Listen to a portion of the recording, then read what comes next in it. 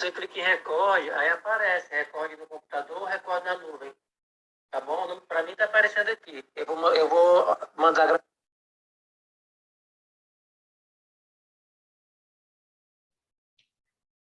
Pronto, tá gravando, tá? Eu cliquei aqui, para mim apareceu gravar, tá? Recorde. Você clica nele, aí quando você clica aparecem duas opções, na nuvem ou no computador. Aí eu já mandei, viu?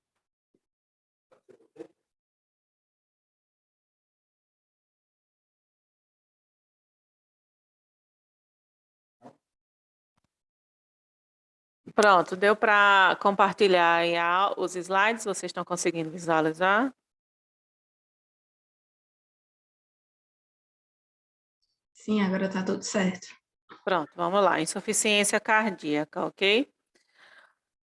Na aula de hoje eu vou abordar um pouco sobre a fisiopatologia da insuficiência cardíaca, iniciando com alguns conceitos fundamentais. Então, o que seria insuficiência cardíaca?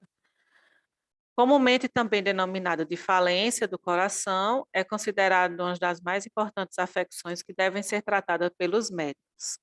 Ela pode resultar de qualquer condição cardíaca que reduza a capacidade de bombeamento do sangue pelo coração. A causa é geralmente a contratilidade diminuída do miocárdio, resultante de fluxo sanguíneo coronariano diminuído. O termo insuficiência significa simplesmente falência ou incapacidade do coração para bombear sangue suficiente para satisfazer as necessidades do corpo. Como se comporta a dinâmica circulatória na insuficiência cardíaca? Então, durante a insuficiência do coração, inicialmente, o paciente ele vai apresentar alguns efeitos agudos da insuficiência cardíaca moderada. Em casos de lesão grave do coração, sua capacidade de bombeamento diminui de imediato e, como resultado, ocorrem dois efeitos principais, que seria o débito cardíaco reduzido e o acúmulo de sangue nas veias. Então, a gente vai ter aí problema de pré e pós-carga, nesse coração deficiente.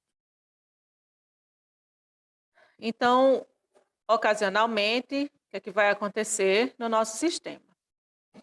Vai acontecer um mecanismo de compensação pelos reflexos nervosos simpáticos. Então, quando o débito cardíaco ele cai para nível precariamente baixo, os reflexos circulatórios eles são ativados.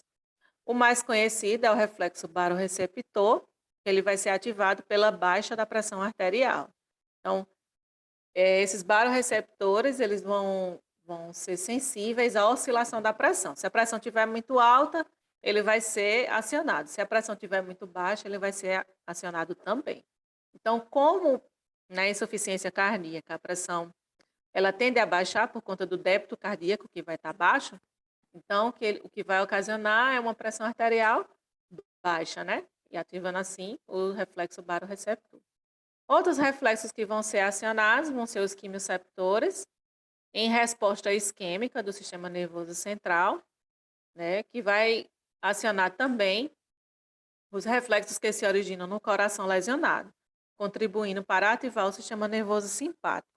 Então, os quimioceptores, eles acionam o sistema nervoso central sendo acionado, sendo sinalizado pelo organismo que está apresentando uma isquemia, decorrente desse coração lesionado, vai ativar o sistema nervoso simpático.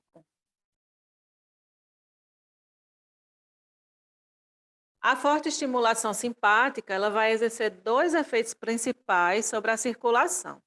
O primeiro vai ser decorrência do próprio coração. Então, o próprio coração ele vai sofrer um remodelamento.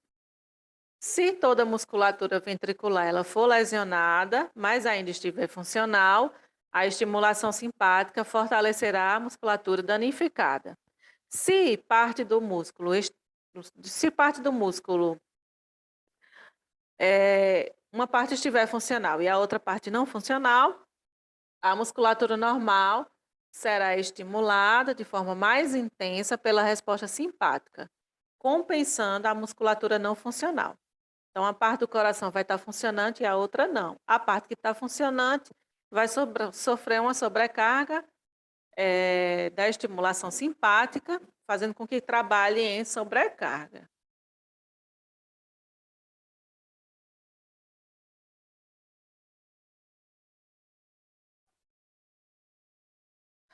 E aí, essa estimulação simpática ela vai exercer dois efeitos principais, né? O outro efeito seria a estimulação simpática também aumentar o retorno venoso. Então, percebam que a estimulação simpática ela vai agir diretamente no coração, no músculo cardíaco, e a outra atuação dela seria no retorno venoso. Então, a estimulação simpática ela causa esses dois efeitos de compensação, tanto diretamente no coração, na bomba cardíaca, como no vaso. Aumentando o retorno venoso, aumentando através do aumento do tônus da musculatura periférica, especialmente as veias, né? Elevando a pressão média de enchimento sistêmico de 12 para 14, quase 100% acima do normal. E esse aumento da pressão de enchimento aumenta a tendência do sangue de fluir das veias de volta para o coração. Então, aquela pressão arterial que estava baixa, que foi acionada pelo reflexo baroreceptor, quando o sistema nervoso simpático ele é acionado, ele faz com que esse aumento do retorno venoso ele seja otimizado, porque já foi sinalizado pelos baroreceptores que a pressão estava baixa. E aí o sistema nervoso simpático entra para acionar essa melhora do retorno venoso, fazendo com que a pressão arterial ela volte a ficar no nível mais otimizado, no nível mais próximo da normalidade.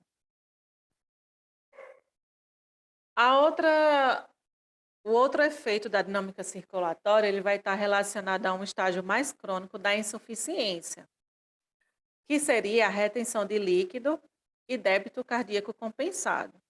Então, após aquele ataque cardíaco agudo, começa o estado semicrônico prolongado, caracterizado em grande parte por dois eventos: retenção de líquido pelos rins e variados graus de recuperação do próprio coração por período de semanas a meses. Então, é crônico porque vai ser um estágio em que vai se prolongar por vários meses. Então, imediatamente a gente tem aquele estágio agudo, que é o efeito dos reflexos quimioreceptores e baroreceptores, e a longo prazo a gente vai ter esse outro mecanismo de compensação, que seria a retenção de líquido e melhora do débito cardíaco através do mecanismo de compensação.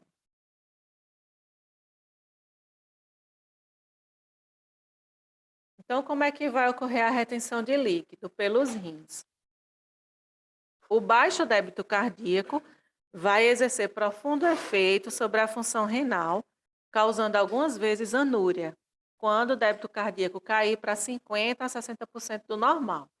Então, o que é que vai acontecer? Débito cardíaco, por muito tempo, por tempo prolongado baixo, o paciente ele começa a entrar em um estágio de anúria. Então, ele começa a não urinar mais, na tentativa de reter esse líquido para melhorar o débito cardíaco. E aí, o que é que vai ocasionar? Pressão arterial abaixo do normal, porque o débito cardíaco e a pressão vão estar bem baixos.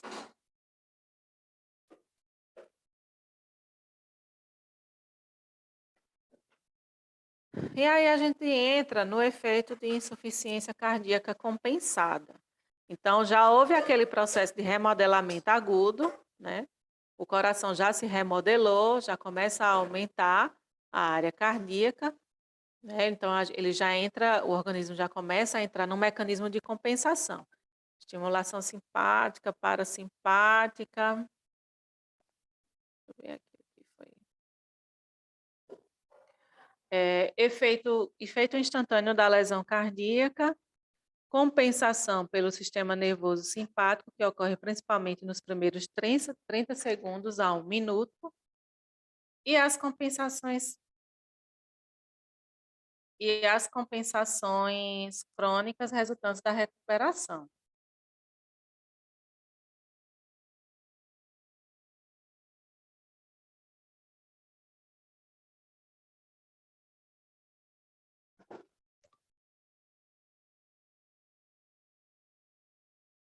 Pessoal, vou dar uma pausa aqui que o professor Altimar está conversando comigo aqui.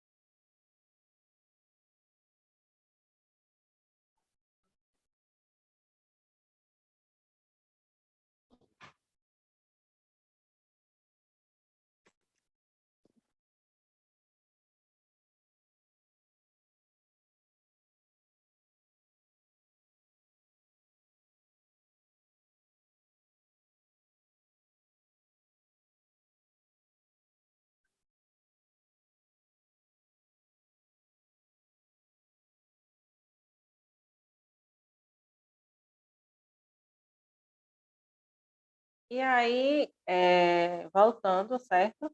Desculpa pela pausa.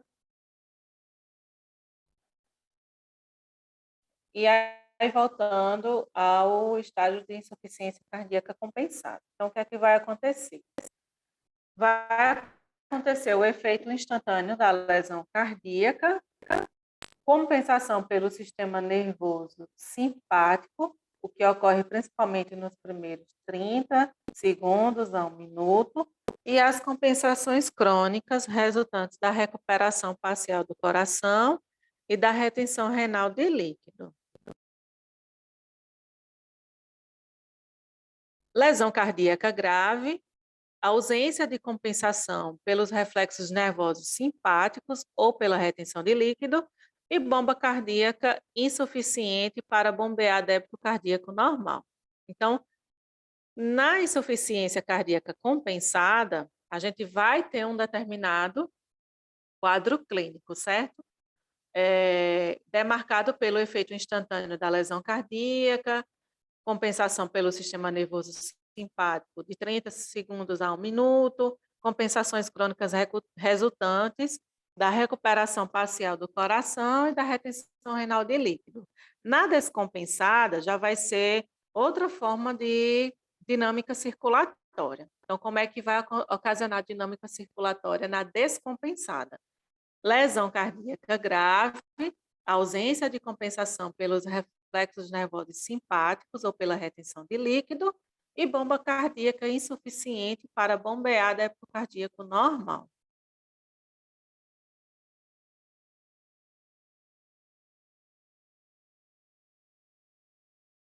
Na descompensada, o débito cardíaco ele não pode aumentar o suficiente para fazer com que os rins eles excretem quantidades normais de líquido.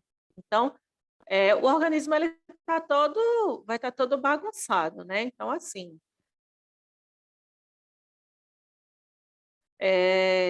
mesmo o sistema cardiovascular fazendo aquelas tentativas de compensação, como o próprio nome já diz, está descompensado, ou seja, mesmo havendo a estimulação simpática, o remodelamento cardíaco, né, daquelas fibras sendo bombardeadas, o débito cardíaco ele não vai conseguir suprir a necessidade do organismo. O rim não vai conseguir, o rim vai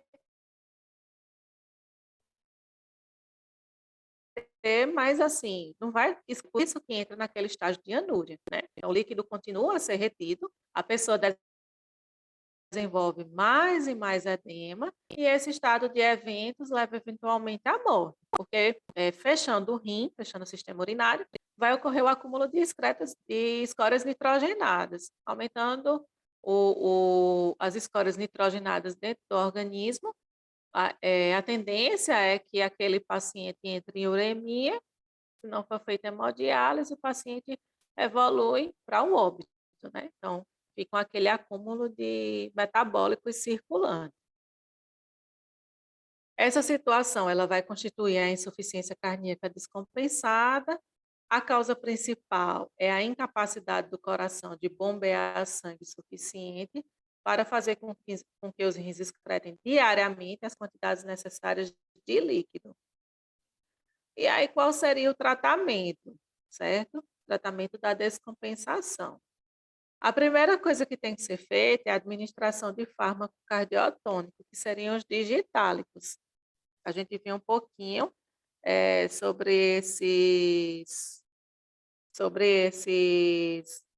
essas medicações na aula de ontem, eu abordei um pouco, né, sobre esses fármacos. No final, deixei disponibilizado na tabela.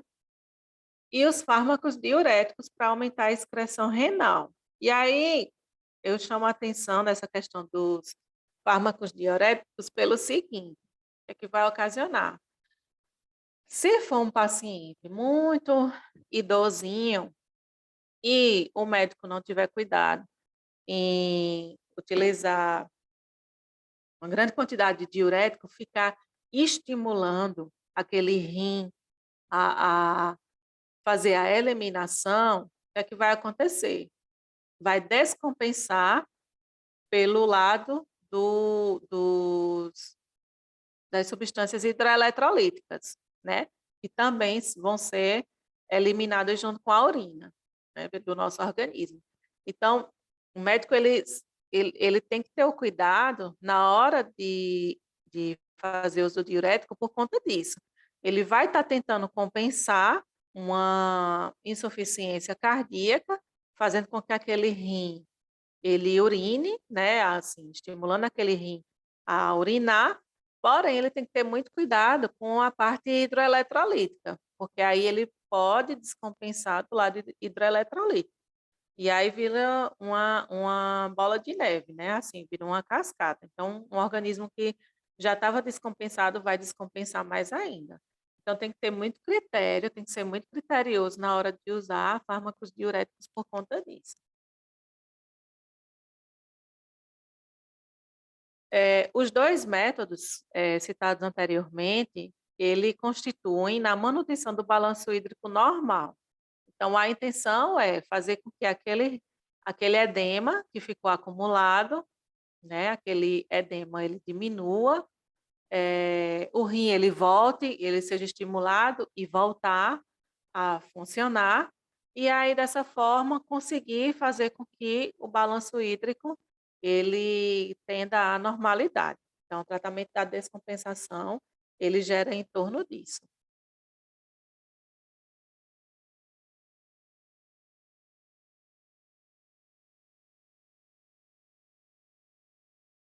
E aí, quais seriam o mecanismo de ação dos fármacos cardiotônicos como os digitados? Primeiro, a administração de substâncias cardiotônicas em pessoas com falência cardíaca crônica, ela pode aumentar a força do miocárdio com falência por até 50% a 100%. Então, lógico que é assim, esse é o efeito da administração da substância. O que a gente, como profissional, tem que estar atento é o seguinte, é que a clínica, ela sempre é soberana, certo? Então, você vai ter que levar em consideração alguns fatores que são importantes na hora de avaliar esse paciente. Fatores esses como a idade, né? Então, assim, saber que a administração dessas substâncias cardiotônicas pode aumentar de 50% a 100% o miocárdio com falência, tem que ser muito criterioso, porque às vezes você pega um paciente muito senil, que já está em um processo de remodelação por muitos anos. Então, é óbvio que, mesmo você utilizando essas substâncias, você não vai conseguir atingir esses 100%, né? Então, uma pessoa que é obesa também, que tem sobrepeso, né? Idade avançada com sobrepeso, então, tudo isso deve ser levado em consideração na hora de ser administrado e na hora que você faz a sua avaliação à beira do leito, certo? Então, esse é o que é preconizado pela farmacologia do medicamento, mas não necessariamente que o medicamento ele vá agir 100% naquele indivíduo, né? Então, não é uma coisa que vai ser atingida 100%. Então, outros fatores, outros critérios, eles devem ser levados em consideração, certo? Os digitálicos e os outros glicosídeos cardiotônicos, eles podem fortalecer as contrações cardíacas por aumentarem a quantidade de cálcio nas fibras cardíacas. Então, esse seria o objetivo dessas medicações. Entrando nos tipos de insuficiência. Então, na insuficiência cardíaca unilateral, o que é que vai acontecer? Acontece que o lado esquerdo do coração entra em falência do lado direito. Então, o sangue ele continua a ser bombeado para os pulmões com o usual vigor cardíaco direito, enquanto não é bombeado com intensidade adequada para fora dos pulmões pelo coração esquerdo na circulação sistêmica. Então, nesta essa fisiopatologia. Então, como resultado, o que é que vai acontecer? A pressão média de enchimento pulmonar aumenta devido ao deslocamento de grandes volumes de sangue da circulação sistêmica para a circulação pulmonar. Como o volume de sangue nos pulmões vai aumentar, a pressão pulmonar capilar também vai aumentar. Se a pressão capilar aumentar acima do valor aproximado da pressão coloidosmótica do plasma, que é de cerca de 28 milímetros de Hg, esse paciente ele pode vir a desenvolver uma complicação pulmonar, né? Então, aumentou ali aquela sobrecarga hídrica a nível de pulmão. Como o volume de sangue nos pulmões aumenta, a pressão pulmonar no capilar aumenta. Se ela aumenta acima do valor aproximado, o que é que vai acontecer? Esse líquido ele vai ser extravasado para fora dos capilares, capilares, atingindo os espaços intersticiais pulmonares e alvéolos, levando ao famoso edema agudo de pulmão, unilateral, uma insuficiência cardíaca descompensada,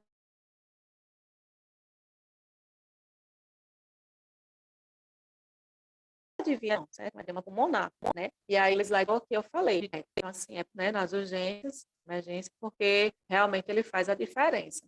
E outro padrão ouro que faz a diferença no tratamento do edema pulmonar é o tratamento da fisioterapia com a ventilação não invasiva. Então, o uso da VNI, nesses pacientes, eles se beneficiam bastante.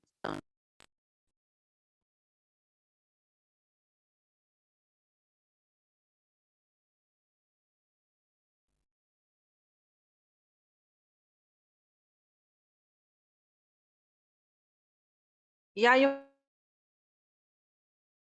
que vai acontecer? A congestão vaginal unilateral, a bomba cardíaca,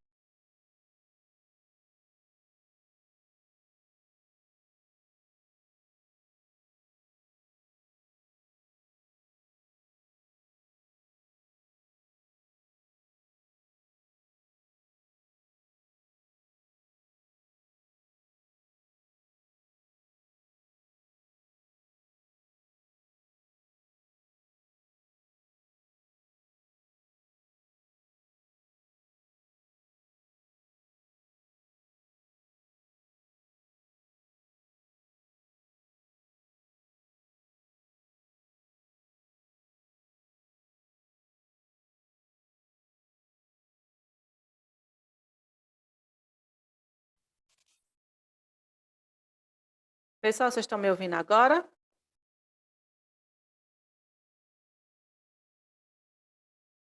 Voltou, não foi? Pronto.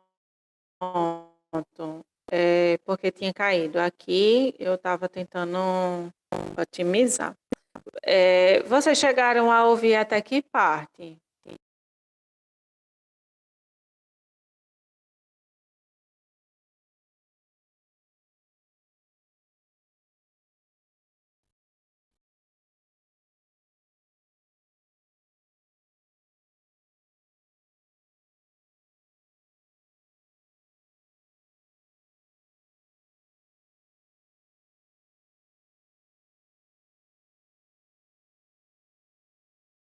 Acho que de novo eu vou entrar de novo.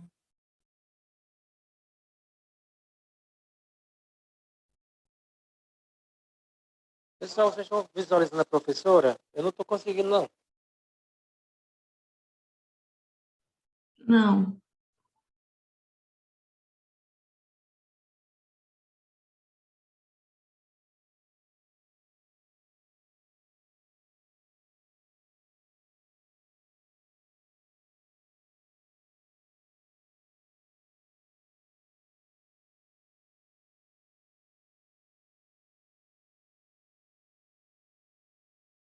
Pronto, vocês estão conseguindo ouvir agora? Consegui voltar, porque tinha caído aqui.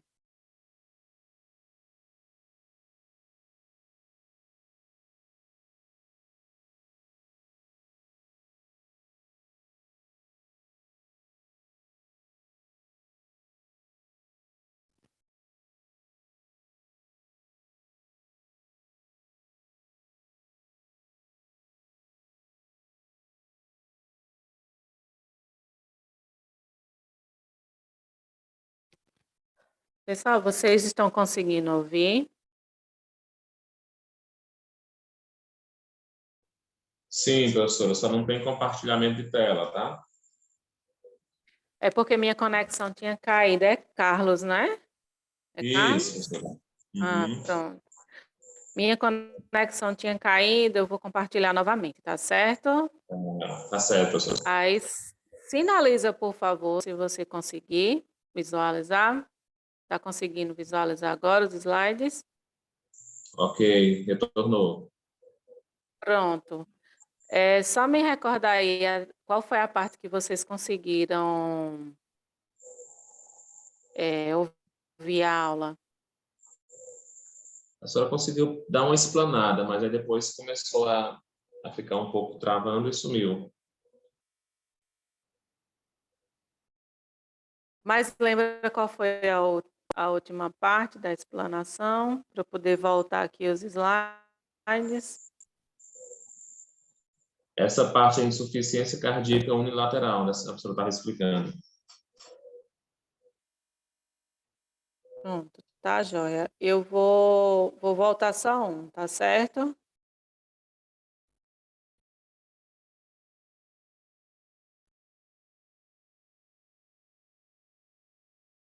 Ó, vou voltar um slide, tá bom? Então, o que é que acontece?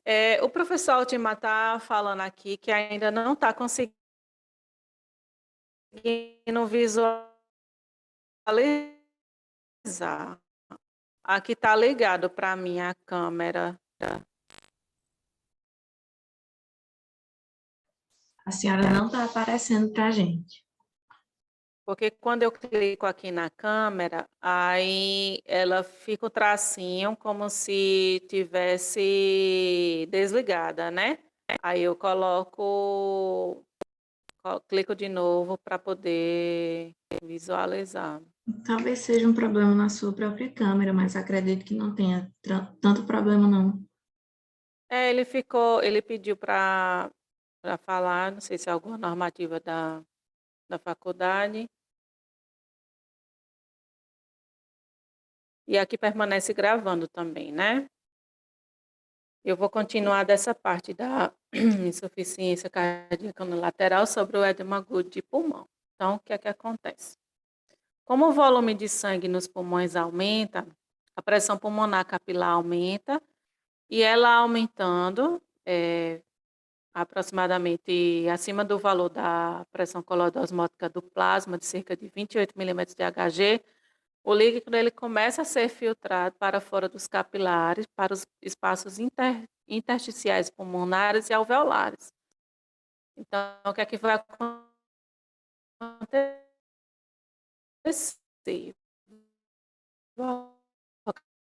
Ocasional, edema agudo dos alvéolos, insuficiência respiratória, certo? E o famoso edema agudo de pulmão. Eu falei, eu não sei se vocês chegaram a escutar, porque o colega disse que estava instável, né? O sinal foi quando eu percebi aqui, quando apareceu na minha tela. Mas eu tinha relatado sobre a questão dos diuréticos, né? Do uso dos diuréticos, que eles são utilizados como padrão ouro no tratamento do edema agudo de pulmão. E a gente da fisioterapia, a gente entra com a utilização da ventilação não invasiva. A ventilação não invasiva você pode realizar ela tanto no ventilador mecânico, que tem um modo para ventilação não invasiva, como também no próprio CPAP ou BIPAP, caso vocês tenham disponível no serviço de vocês. Então, o que vai acontecer? A congestão vascular pulmonar e o edema pulmonar, eles são os problemas mais importantes na insuficiência cardíaca esquerda. Na insuficiência cardíaca esquerda grave, o edema pulmonar ele ocorre ocasionalmente de forma tão rápida que pode causar morte por sufocamento em 20 a 30 minutos. Na minha prática clínica, eu já peguei um paciente que ele era hipertenso, ele foi ao dentista e quando chegou no dentista, o dentista aplicou uma medicação para a extração do dente, né? E aí a pressão dele arterial subiu e ele no serviço de odontologia, ele evoluiu com edema agudo de pulmão. E aí ele deu entrada na urgência com quadro clínico. E a sorte dele é que o dentista ele soube identificar o que tinha acontecido, né? O paciente ficou crepitando bastante e levou ele imediatamente para o hospital. Chegou no hospital, foi aplicado furosemida e a gente entrou com ventilação não invasiva e conseguiu reverter o quadro. Então, assim, são, são quadros clínicos bem inusitados, né, que chegam no setor de emergência dos hospitais, mas que pode acontecer, ninguém está sujeito a não acontecer, né? Então, assim, ele não, provavelmente ele não tinha ainda essa questão da insuficiência cardíaca grave nem descompensada, né? Mas ele tinha um fator determinante que era a hipertensão arterial. A hipertensão arterial subiu, ele evoluiu com quadro de congestão pulmonar e aí fez um edema agudo de pulmão. Então, o que é que vai acontecer na insuficiência cardíaca de baixo débito? Que aí já é um outro tipo, né, de insuficiência cardíaca. A gente viu a unilateral e agora a gente vai ver a insuficiência cardíaca de baixo débito. Então, ocasionalmente, ela acarreta no choque cardiogênico. Em muitos casos, após a crise de deterioração cardíaca progressiva, o coração ele fica cada vez mais ineficaz, incapaz de bombear até mesmo a quantidade mínima de fluxo sanguíneo necessária para manter o corpo vivo. E aí essa pessoa, ela entra em choque cardiogênico.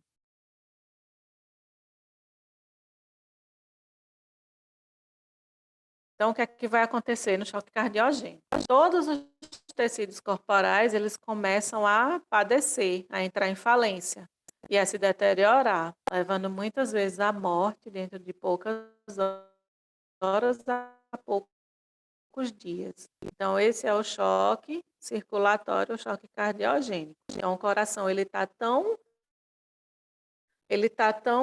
aumentado, a área cardíaca trabalha com fração de ejeção muito baixa. Trabalhando em fração de ejeção muito baixa, o que é que acontece? Esse indivíduo ele entra em choque circulatório. Então, fração de ejeção muito baixa, ele entra em choque circulatório. E aí o próprio sistema cardiovascular, ele começa a sofrer pela falta de nutrição e também, junto com o resto do corpo, ele começa a se deteriorar. Então, que a gente viu na aula passada, que o miocárdio, ele é irrigado pelas coronárias, né? Então, são as coronárias que levam o fluxo sanguíneo para o miocárdio. Só que como o bombeamento cardíaco vai estar tão mínimo, tão ineficaz na insuficiência cardíaca, que essas coronárias elas não vão conseguir levar uma demanda muito boa para o miocárdio. Então, o próprio miocárdio ele começa a entrar em falência nutricional e entrando em falência nutricional, como ele já está bastante enfraquecido, o baixo débito cardíaco para o corpo, para a circulação sistêmica, começa a deteriorar o próprio organismo. Tem uma patologia que eu não sei se vocês vão ver, que é caquexia cardíaca. Ela é uma patologia que está relacionada com esse quadro de desnutrição, com esse quadro de falência, né, cardíaca, e o paciente ele realmente entra no estágio de desnutrição proteica calórica por conta dessa questão da insuficiência cardíaca. Então, essa síndrome do choque circulatório, causada por bombeamento cardíaco inadequada, como eu falei, né, ela é referida como choque cardiogênico ou choque cardíaco, e uma vez desenvolvido, a chance de sobrevida é menor que 30%, mesmo que aquele paciente ele esteja fazendo tratamento medicamentoso adequado.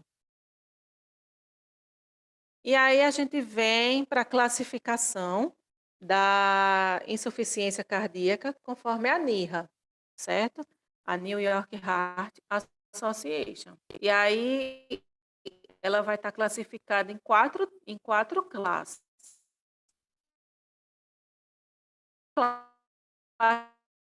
classe 1 da ICC, o paciente normalmente ele é NIRA, o paciente ele é assintomático em repouso e ele desenvolve sintomas em esforços habituais. Na classe 3, ele é assintomático em repouso, os sintomas estão presentes em esforços menores que os usuais, ou seja, pentear o cabelo,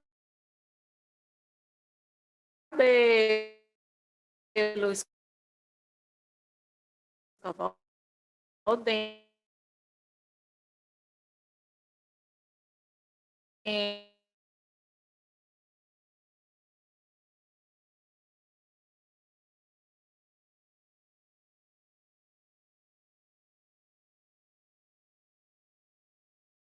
tomar banho.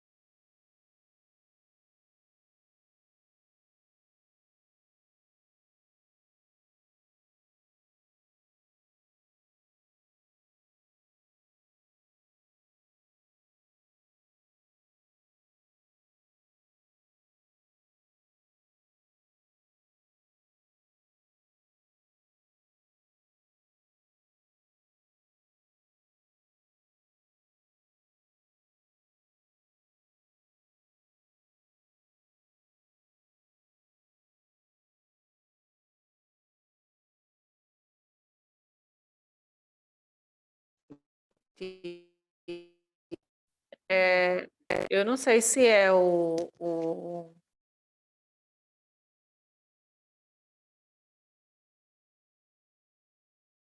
sistema da faculdade, mas pois é, a minha internet ela está aparecendo aqui normal, tanto que o meu telefone está conectado também, está aparecendo normal.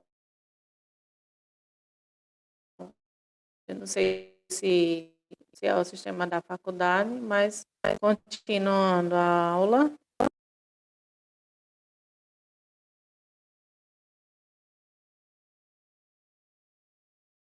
Vou compartilhar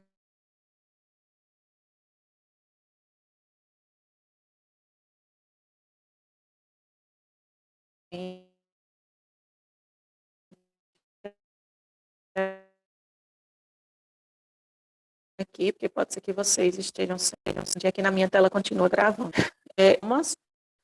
Em esforços menores que os usuais. Então, quais seriam esses esforços menores que os usuais? Pentear o cabelo, escovar o dente, tomar um banho. Então, os sintomas vão estar presentes sempre quando ele desenvolver essas atividades. E na classe 4, a sintomatologia ela vai estar presente em repouso, certo? Então, seria fadiga, palpitações e dispneia em repouso ou aos mínimos Professora, esforços. licença, Está professora. cortando? Está cortando muito e não está Espera aparecendo aí o que eu vou computador. compartilhar de Pronto, novo, então, apareceu. tá? Só um minuto. Oi, pode falar. Pode Pronto, falar. agora apareceu a tela. Está cortando muito.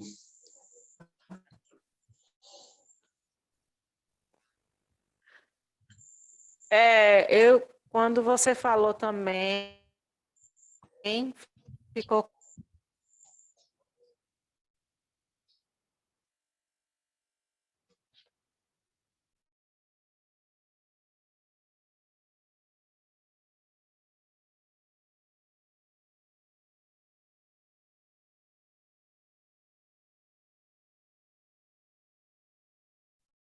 Voltou aqui de novo. Voltou para vocês aí, tá? Vocês estão conseguindo me ouvir de novo? Sim, no momento está tranquilo. Pronto. Eu vou compartilhar de novo, viu, Carlos? Que eu acho que aqui para mim tá, a minha internet tá normal. Agora fica o tempo todo atualizando. Vou compartilhar de novo aqui os slides.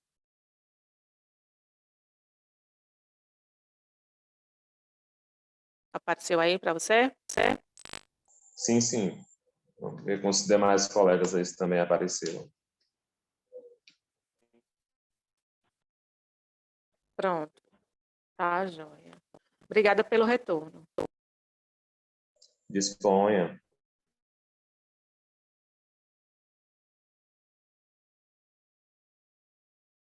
Pronto. Então, a classe 4, deficiência cardíaca, a gente vai ter fadiga, palpitações e dispneia em repouso ou aos mínimos esforços, pelo mecanismo de transferência, né? Então, deambular, tomar banho, tudo isso ele vai perdendo essa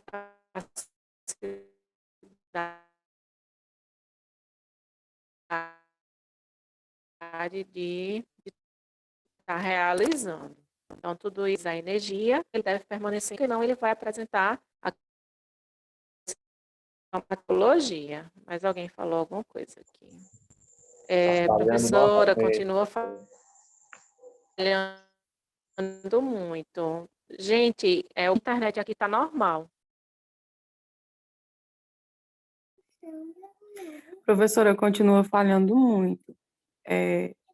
Quando a senhora está falando, E aí outra fica pessoa colocou, não cortando, e está aí está muito compartilhando a ruim tela. na questão do aprendizado, não está muito bom por conta dessas falhas. A gente escuta. Acompanhar, né? É, Pois é. Vocês querem remarcar, então, essa aula?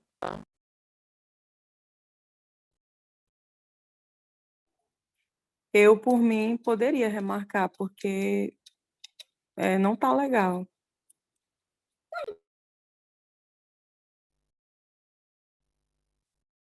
Certo. Os demais Por mim, tudo bem, desde que não seja amanhã, que eu concordam já tenho outro também? compromisso. Agradeço. Isônia? Por mim, poderia remarcar, professora, porque está falhando muito e aí está muito Não, ruim. amanhã eu vou estar viajando. Eu não. Isso, amanhã também eu não posso, também eu tenho um compromisso Certo. amanhã à noite, tá bom? Eu só vou poder dar essa aula semana que vem. Pronto, então eu vou sinalizar aqui para o professor Altimar e vou falar para ele, para vocês.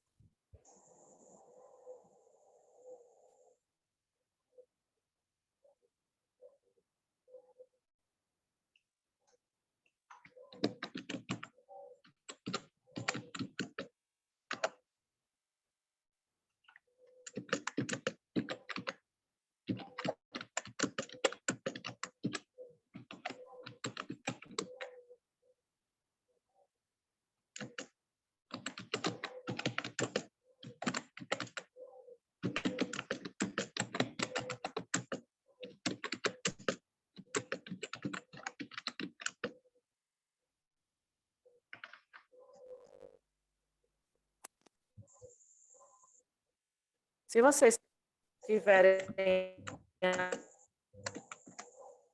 alguém que seja a melhor dia para vocês, para a gente já deixar aqui.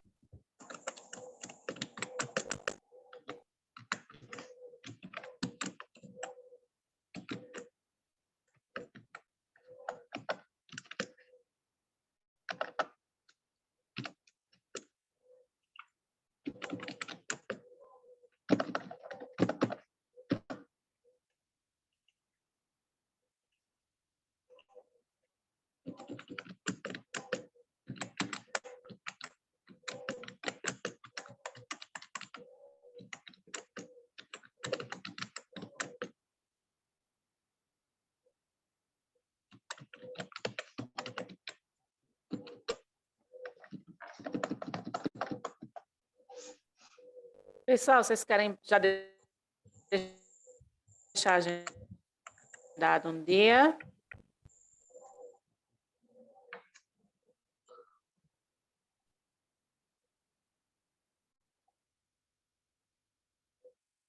Pronto. Vamos encerrar por aqui, então, viu? Aí eu vou pedir para o professor Altimar remarcar. Tudo bem, então, professor.